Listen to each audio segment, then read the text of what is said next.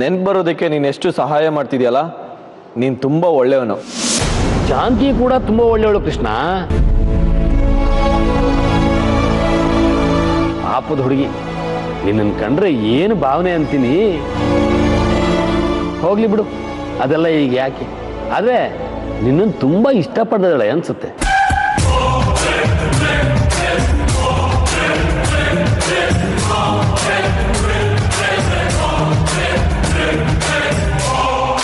ಯಾಕೆ ಕೃಷ್ಣ, ತಲೆನೋವು ಶುರು ಆಯ್ತಾ?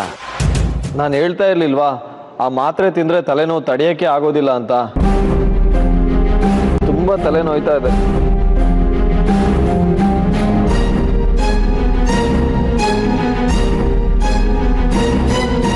ಸರಿ ಸರಿ, ಆಯಾಸ ಮಾಡ್ಕೋಬೇಡ, ಈಗ ಮಲ್ಕೋ, ನಾಳೆಗೆಲ್ಲ ಸರಿಯಾಗಿರುತ್ತೆ. ಮಲ್ಕೋ.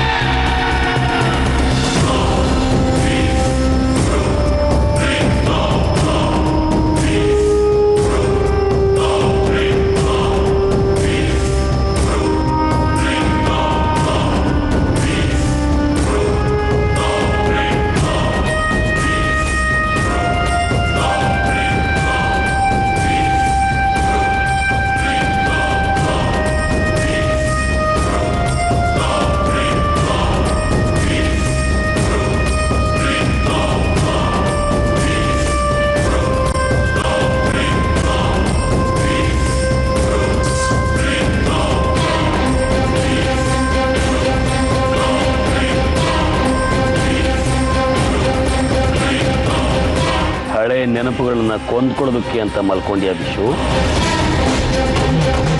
ಊರ್ ಧರ್ಮಾಧಿಕಾರಿಯಾಗಿ ಮೆರೆದೋನ್ ನೀನು.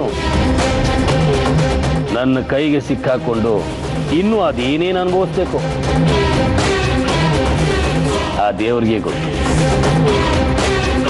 ರಾಧಿಕಾಗೂ ಮಾಡೋದಕ್ಕೆ ಕೆಲಸ ಇಲ್ಲ ವಿಶು. ಹೋಗಿ ಹೋಗಿ ನನ್ನ ಕೆಲಸಕ್ಕೆ ಕಲ್ಲು ಹಾಕೋದಕ್ಕೆ ಬರ್ತಾಳೆ.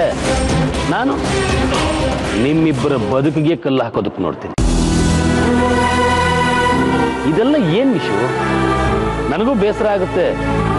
ಆದ್ರೆ ನಾನು ಅಂದುಕೊಂಡ ಹಾಗೆ ಡ್ರಾಮಾ ನಡೀತಿದೆಯಲ್ಲ, ಅದಕ್ಕೆ ಖುಷಿ ಆಗುತ್ತೆ.